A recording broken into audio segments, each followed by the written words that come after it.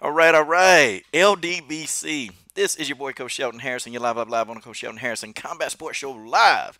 And guys, got a special guest all the way from well, she's not all she's in Finland and I'm here. But Maiju, Mountain Mama, Suotama. You got it perfect.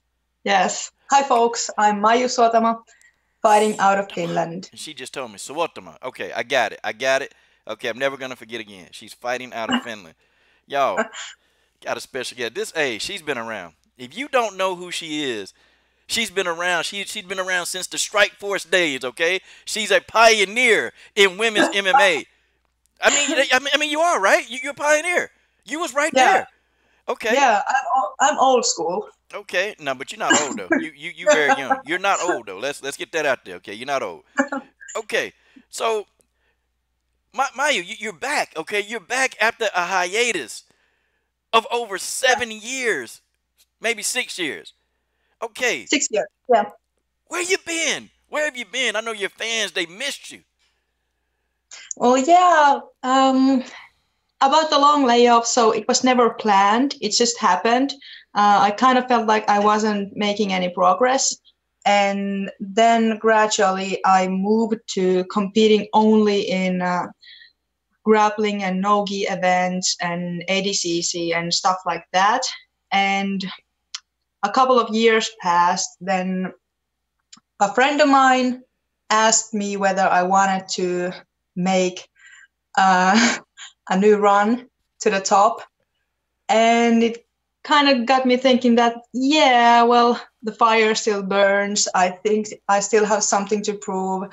I've been improving my game overall during these years. So then we just decided to get back into fighting. And I honestly think that I'm in every aspect, I'm such a better fighter overall. So even thinking about the mental aspect or spiritual game, so I'm much more calm and I'm not that nervous about anything anymore.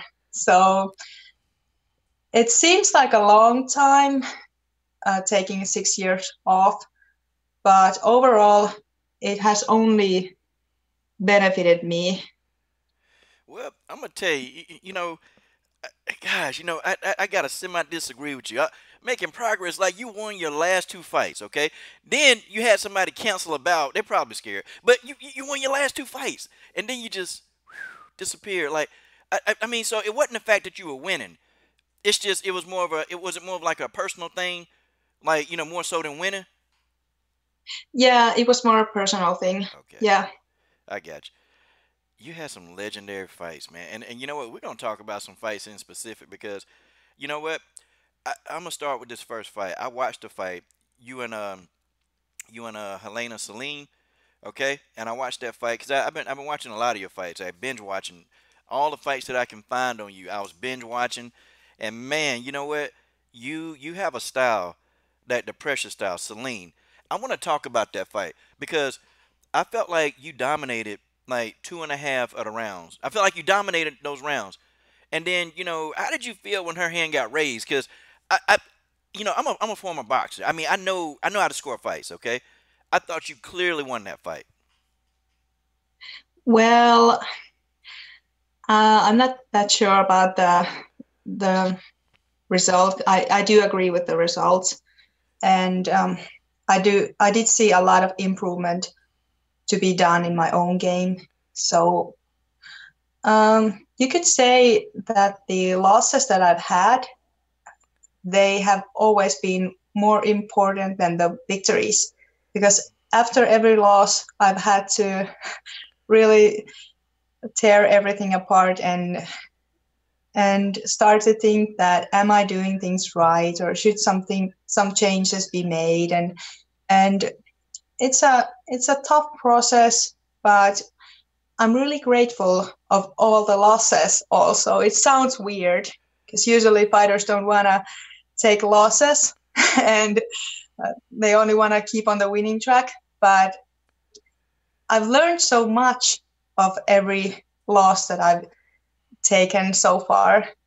So See, not only as a fighter, but also as a person, I've learned lessons about myself and how to handle things and how to improve my game and get back on the winning track. And essentially, I've learned that I will never give up. So that's the biggest lesson that I've gotten out of MMA or fighting. man, okay. I mean, I watched that fight, you know, and I mean, you had the pressure. You know, you were delivering the knees on the inside. You know, you were doing good exit elbows. I thought you looked extremely well in that fight. I thought you looked good, and then, you know, I was like, man, okay, well, maybe it's something about scoring a fight that I don't know about, because I thought you landed the more, you know, effective strikes, you know, and then in round three, I thought she had a better round three, your opponent, but I Yeah. thought the first two rounds clearly, you know, I thought you dominated because you had a great you had takedown, and then when you had the takedown, you know, you start doing ground and pound. You know, you start jockeying for positions. You know, you were very active on the ground, and so I'm sitting here like, gosh, you know, where did this fight go wrong for the judges? You know, and I'm a big component of like robberies, and I hate them. And so I look at fights. I measure stuff like, you know, how many takedowns, how many punches you do on the ground, how many punches you did in the clinch, you know, how many punches you did standing, you know, how many strikes you did standing. Sorry, and I don't know. Okay, I mean, I felt like you did more than enough to win, but you know, I'm not a judge, so God bless though, you know, because you fought well. Um, but I want to ask you about another fight. Okay, Miesha Tate. At the end of a round, you were doing a Von Flute choke, and a referee did not know that that's what you were doing, and he stood you up. Actually, it was Miesha who Miesha, was doing the Von Flu joke. ha! I thought it was you because you had. Okay, so you were trying Yeah, for a guillotine. yeah, but I had it on the wrong side, so my arm was only trapped. Wasn't going to make it a choke. I wasn't going to pull off a choke out of it, Mhm. and she was going for the Von Flu choke, and then the guy stood up again. Like, So were you in uh, any danger of being choked out? no, no, I don't think so. Okay. It wasn't a close situation. Oh, okay. So then it's like an angle, okay? 'Cause they kept saying you were going for a Von Fluke. I'm like, oh, okay. I thought it looks like a guillotine, but you know they kept saying Von Fluke. So I'm like, okay, well, maybe it's something I don't know, you know. So I had to ask the question. I'm like, dang, okay, all right. Well, now we got questions in the live stream, okay? And I told you they're gonna ask you questions, and they want to know. See, these are new fans now. Hey, and if you're not a fan of hers, then I'm not a fan of you, okay? So Reggie the Tree, okay? Shout out to Reggie the Tree. He says, "How do you feel about the growth and popularity of women's combat sports now from when you first started?" Good question. Yeah, that's a really good question. I'm really grateful to have been able to have a front row seat and see where it all began and see how the whole sport of MMA, not just women's MMA, but MMA as a sport has evolved during this 15 years that I've spent with the scene. So it's gotten more professional, of course. And there are a lot of regulations and rules to protect us more. So it was a kind of like a wilder style or wilder scenery back then when I started. And uh, some people criticize that it has gotten um, like too technical, or you don't see so much emotion, or you don't see people taking risks. So that's one aspect that I like to um, include into my game. So I'm always saying that I'd rather take a risk and end up losing the fight than just making it a too clean fight and not taking risks. So I'm all about fighting with my heart. That's the most important thing for me.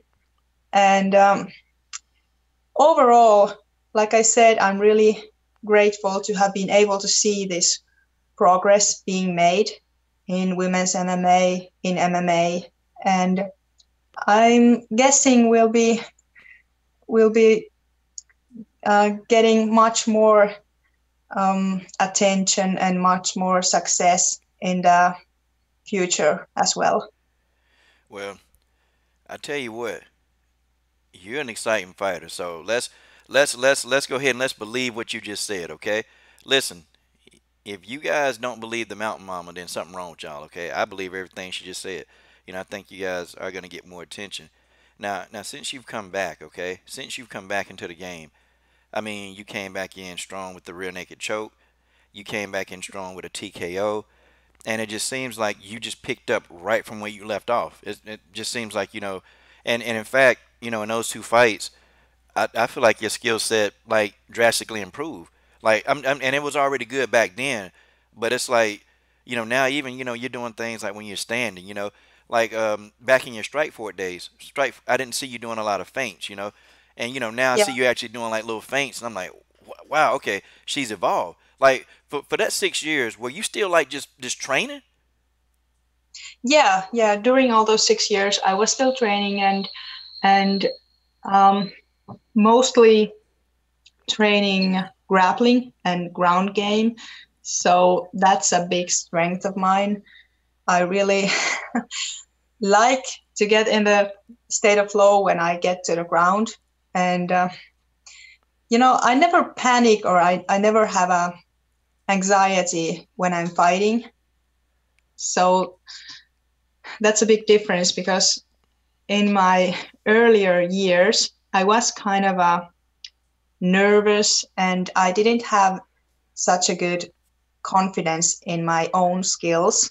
I was always kind of doubting myself that, oh, well, she looks so much tougher and I don't think I really know how to fight. And no, I'm not that good of a fighter, anyways. But nowadays, like I said, I'm much more relaxed.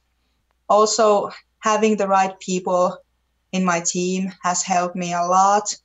So we do things with a kind of a um, trying to maintain the fun aspect of it also. Now, it doesn't mean that we are not training hard, but we're also enjoying the process as we're training every day. Well, you're a very dangerous fighter right now. You were dangerous. You were dangerous back in Strike Force, okay? And there were even some points when you fought Miesha Tate where, you definitely look, like I could see what your future entailed. You got a lot of, and see, you were young back then. You were very, very young. You're young now.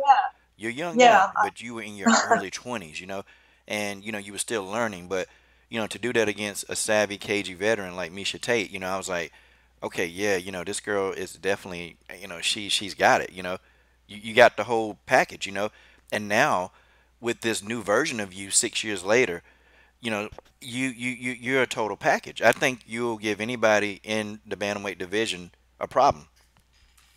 yeah, that's true. And you know, in the last 6 months, right after my latest fight in Poland, so after that, I've made some drastic changes into my training routines. So I kind of feel like I'm a different person because I can imagine like my opponent maybe searching some footage of me, of my fights, and thinking that oh, she's just gonna go for the takedown, and she's only um, dangerous on the ground. But now that I found people like, for example, Edward, a very talented striking coach, so I really feel like I'm a different person, and all the pieces of the puzzle have just gradually found their places, and I'm in a really good place now.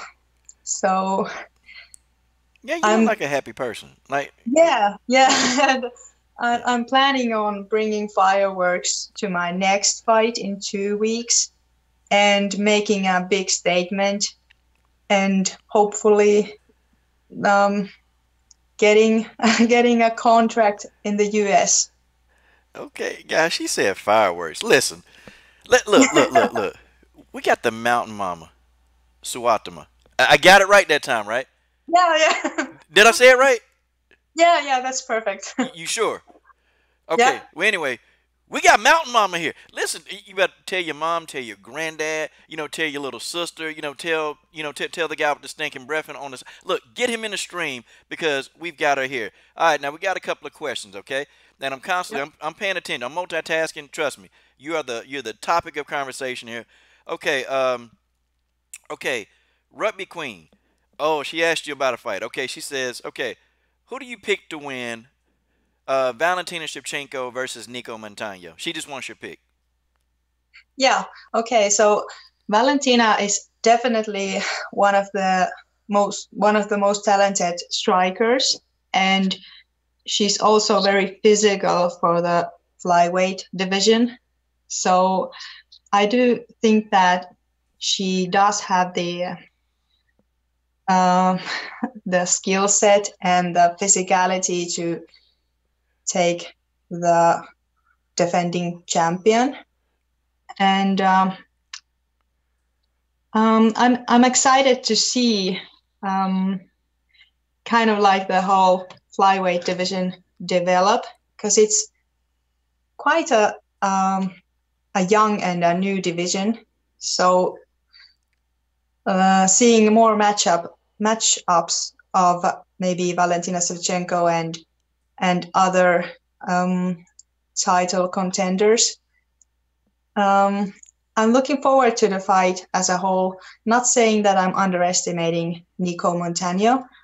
I'm thinking she will bring her best skill set on the table. And one thing is for sure that women deliver. So I'm thinking it's going to be an exciting fight. But my money is on Valentina Shevchenko. Rugby, she broke it down for you. Look, she did extra, okay? Like, you know what? Come on. You need to be saying thank you, Mountain Mama. Thank you. And you know what? Where did you get the name Mountain Mama? Like, I just got to know that now. I'm curious. Okay, that's a funny story because you know, um, I'm kind of like a big muscular um, female. So Muscles are fine. yeah, so some of the guys kept telling me that, oh, you're like a bodybuilder, or you're just like all all bulky and big and huge. And most female would rather want themselves to be called petite and tiny and small. No, But yeah, yeah, but yeah. I'm kind of different because I like the way that they describe me. Like, oh, you're so big, and you got big thighs and big delts and stuff like that. So I just turned it into a joke, and um, then the next step was that I got called Mountain Mama from the lyrics of John Denver's song. Man, you tell you those know, guys. You tell those guys stop hating. yeah, Tell those you guys to know, stop being a hater. They haters. Come on. That's what they. That's in yeah, America. In America, we call them haters. Okay. They just yeah, mad because but they can't get their delts and arms that big, and they see they're jealous. They jealous. That's what it is. I promise. yeah, because I'm also like a mom to a couple of um, younger kids that train at our gym, and I like to take care of them and see that everything's fine at competitions and they're all settled and stuff. So um, I just kind of felt like you say, like John Denver sings in West Virginia, "Country roads take me home." So, yeah, Mama, oh, that's me. Oh no, you start singing the song. Wait a minute. Now you're not gonna start singing the song, are you? No. I mean, if you want to, this your time. You can sing the song, and and the coach will listen. I mean, now and if you start singing, would I have to cover my ears? Yeah. Okay, no, well, don't sing. Okay, I care about Yeah. my ears. Okay, so now you come back in and you got these two strong wins, very strong. I'm talking about finishes. Do you see yourself like within this year or even 2019? being signed to one of the major organizations like Bellator or Invicta. I mean, I'm sorry, Yeah, Bellator or the UFC, because Invicta is a UFC, really. yeah, that's true. Yes, I got this great matchup coming up in 2 weeks, and she's a young fighter. She's a hungry fighter. She has a 4-fight win streak, and she's also amateur world champion. So I plan on taking her, and then next move is to get another good opponent, worthy, and make another statement, and um like yeah, my future plans is to fight in a bigger organization, and I think it requires a couple of good fights, and then then maybe we can start negotiating. Oh yeah, they're gonna want to negotiate. You skillful, and I think too, like you. I think a lot of people, even in some of these organizations, don't really know a lot about your history. Like you're a pioneer. You're still very young, because I think what you're 30. No, you're 32, right? Yeah, That's very young. In MMA years, you're in your prime. Like you're in yeah, the prime of your career.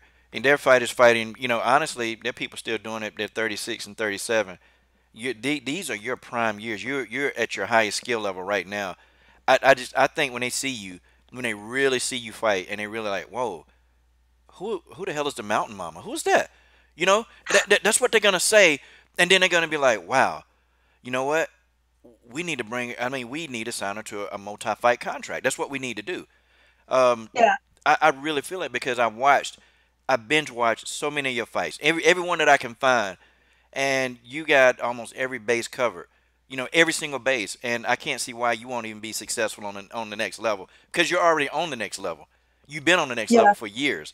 It's just you hadn't been out there like in the public, but you've been on that next level for a long, long time. And so, like how do you feel like where do you see yourself? Like once you're gonna stay with the bantamweight division. Do you see yourself as bantamweight champion? I mean, talk to me. Yeah, well, I do feel like I'm in the best physical condition of my life, and I'm continuously developing and improving my game, and I feel like I'm the best fighter yet, and there is more to come. And weight wise, like I've had a couple of catch weight fights. One of them was on very short notice, and making weight is not a problem for me. Uh, this upcoming fight, is scheduled also on a catch weight, a little bit lower than bantamweight, and so I'm kind of like in a good position because I feel like I am a natural bantamweight, and in the future it won't be a problem to fight at flyweight. And also, like if I bulk up a little bit, I think I could take on the top of featherweight also. So Uh I'm oh, kind of yeah, like yeah. in the middle of three weight classes, and I honestly think that I can compete in every three of those weight classes, um, taking into consideration maybe a little bit time to maybe bulk up to featherweight if necessary, if there's a good matchup there. And I don't think I'm too small for featherweight also. So You I'd like to strong. think that I can like jump onto in between three weight classes and maybe challenge multiple fighters in those three different weight classes. Wait a minute, Mountain Mama. Are you telling me live on the Coaches Show, the Coaches Show live, that you want to be the first three division champion in MMA of any sport? Yeah. I mean, is that what you're telling Yeah, me? that sounds good. Guys, y'all heard it here first, okay? And I'm gonna tell you something. I'm excited about this. I'm sorry. I'm real excited. Don't think I'm crazy. Guys, she got a goal to be the first three division champion in any event, man, woman, anything. This is exciting. A three division champion. So wait a minute. Now wait a minute. I'm gonna calm down. Okay, so featherweight. Do I see a Megan Anderson or possibly a Chris Cyborg fight in I mean sometime in your future? Well, I would take it like right now. Yeah. God, No she said question about it. she said it. She said, "Oh man, God, don't." You know what? The art of the fighter, just wanting to fight warrior is see. You're bringing that strike force mentality to today's see, and that's what Yeah. they need. They need you. They need you. We guys, if y'all don't start following her right now, I'm gonna be so upset. I'm gonna be pissed at you guys. You better follow this woman right now. This woman, I told y'all when I said she was coming to the show, I said she's the real deal. She's not afraid. She'll fight anybody. And God dog it, she just proved it right here. Yeah. Man, That's the good thing about being old school, because I'll take whoever there is. A lot of these new fighters, they always have have quite a planned career that no, I'm not gonna face her. No, that's too risky. No, I might lose. I only want to get victories. But you know, I don't really care. I'll fight anyone. And I'm not impressed by Megan Anderson's crowd skills. So I'll take her. yes. Hey, and look, you got some Megan Anderson fans. They're in the comments saying yes, good. Say it. I'm glad. I'm glad. Yes, I'm not impressed with them either. Thank you for saying it. I've been saying it for so long. I'm sorry. I'm too excited. I'm too excited. Listen. Okay, I'm gonna calm down. Okay, I gotta calm down. Who's your opponent that's coming up next? Okay, I want to talk about your next fight. Yeah, so I'm facing an Italian girl. Her name is Lucrezia Ria, Okay. and she's on a four-fight win streak. She won the IMMAF Amateur World Championships in 2015, and she has had 8 fights as a pro. So she is 6-2. Her name's Um, Lucrette. Lucrezia, Oh, Lucrezia. I'm not man. sure how to pronounce it, but Yeah, it sucks for um, me. I'm not gonna find that name. I was trying to find it so I can display the picture. You know, maybe have you guys made like a poster of your yeah, fight? yeah, there is one on my Instagram. Okay, guess where I'm going. Okay, no worries. I can multitask. I'm gonna interview you and I'm gonna keep interviewing at the same time. Okay, I got you. Yeah. Yeah. So yeah, So she has an aggressive style, which I like. We can both bring on the pace, and we're main eventing the whole event. So uh, I want to keep it entertaining and show the crowd that women deliver, and female fights are also interesting and always a good thing to have on your card. So it sounds good to me. okay. Yeah, that sounds good to me. It sounds like y'all gonna be getting in there and the fireworks are gonna fly. Now, Yeah. we gotta know, is this gonna be on pay-per-view? Where can we follow you? Because see, I wanna watch this fight because well, I'm a fan of yours. There will be a live stream, but I'm not sure if it's only inside Finland. It might be.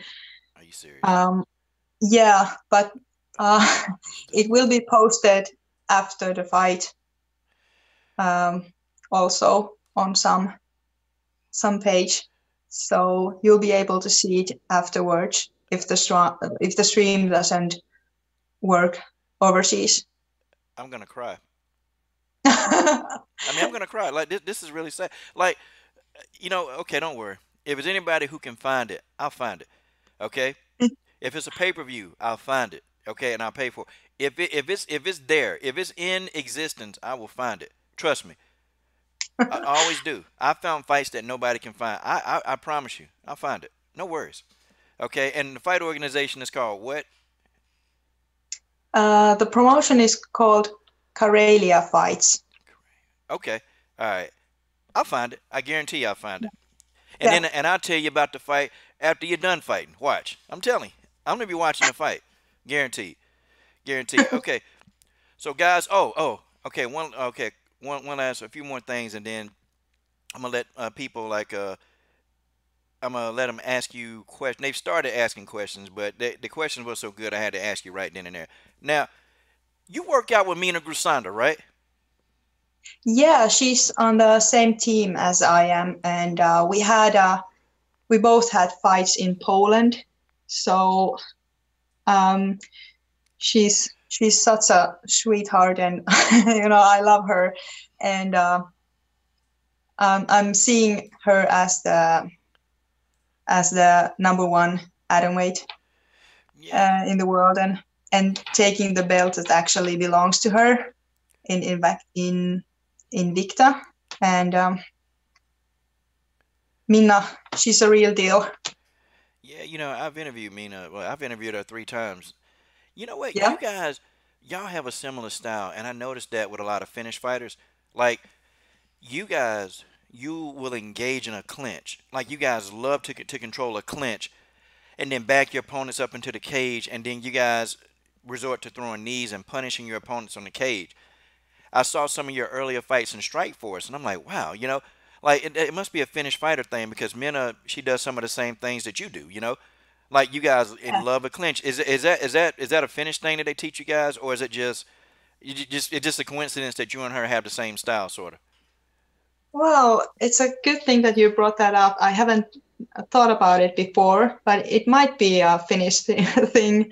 It might be a popular theme to teach in here. Okay. You know what? It's a style that actually it renders your opponents somewhat defenseless because they can't really do anything. You guys got them like you're controlling them, and Yeah, you guys are very very strong too. I noticed that in a lot of your fights. I noticed that people will engage you in a clinch, but then you end up rotating the clinch, and you control every aspect of that. So the same as with Mena, like what is are you guys doing like a specific kind of strength exercise, or is it more so just a very unique and refined skill that you guys have? I think it's more of the fact that Finnish women are just born this way. So there's a saying that whenever you need a job done, ask a Finn female. Oh, okay, okay, So, which okay. is we're just born S- strong and So aggressive.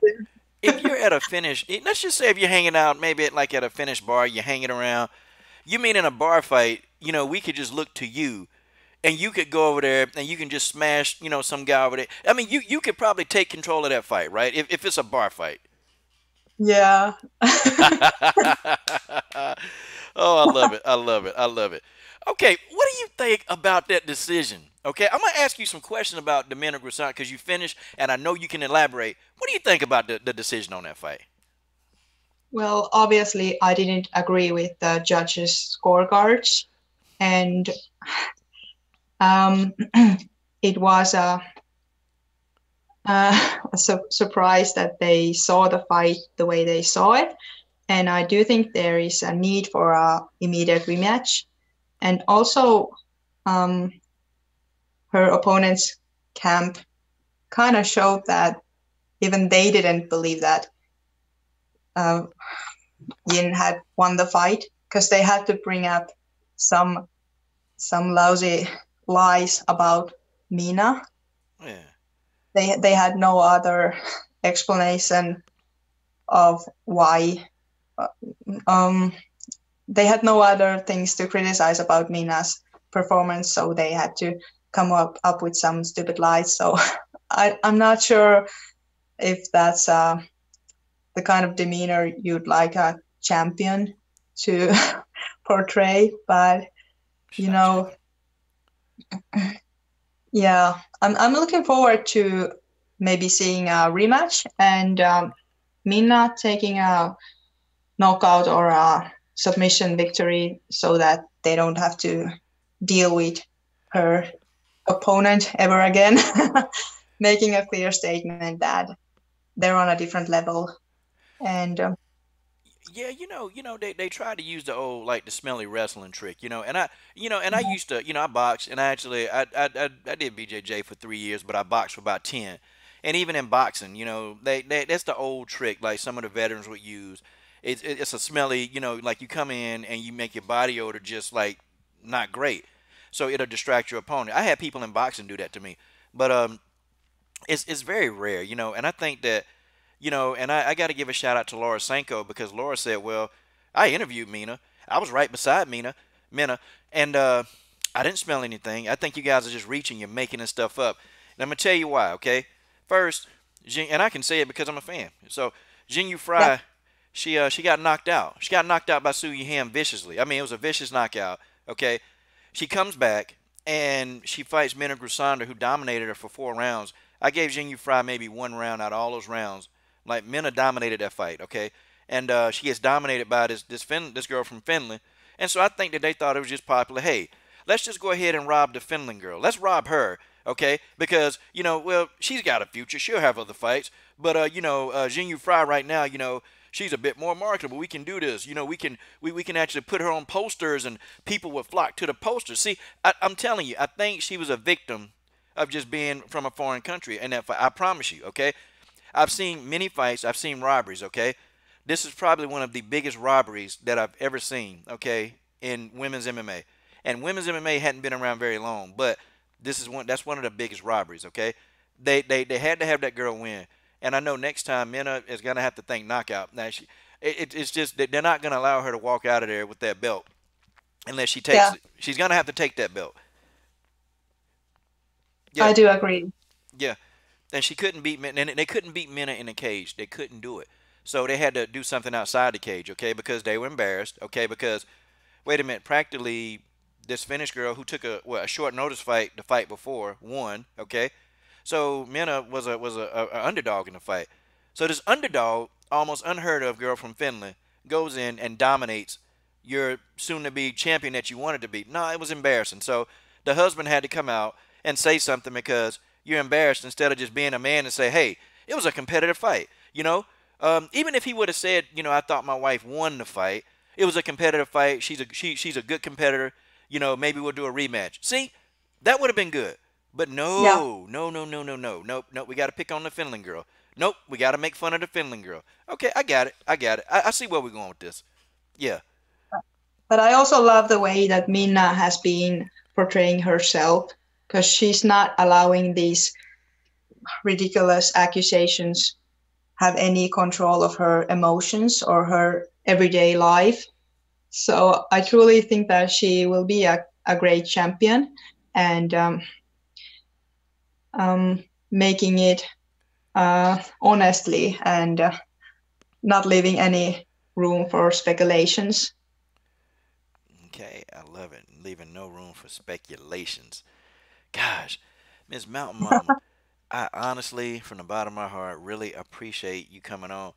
And after your fight, listen, I gotta have you on for 10 or 15 minutes so we can just talk about the fight only. Like, just your recall. I'm serious. I'm so serious, okay?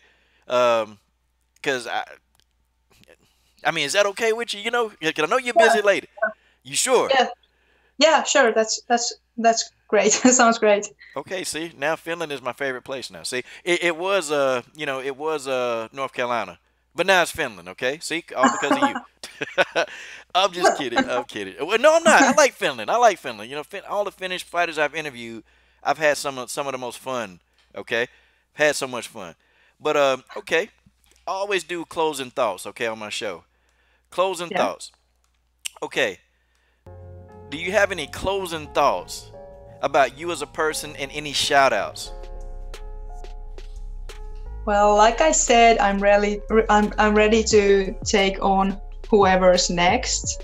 I'll fight anyone, anywhere, anytime. And my closing thoughts of me as a person. Um, uh, I'd like to think that um, you know, just I hope that everyone learns to enjoy life more. So whether it's fighting or competing or a different sport, or your job or your family, just make sure that you enjoy every aspect of your life. Wow, incredible. And also, guys, this is from the Naga champion. Oh, I almost forgot. I gotta mention that. That's so important in your career. She's the Naga champion, guys. God Almighty. And she said it. She said it. Be humble, guys. Be humble, and love life. One last thing, and I'm gonna see if you can do this, because so many fighters have failed. Okay, right now, I think I'm 7-5. Okay, 5 losses. When it comes to this, okay, can you give me like a drop? Okay, but it's not just any drop. Not just any drop. Okay. Matter of fact, since some of the guys that hate on the muscles, could you make a muscle and say, hey, my name is Maiju Mountain Mama Suotama, and you're watching Coach Shelton Harrison. Sure.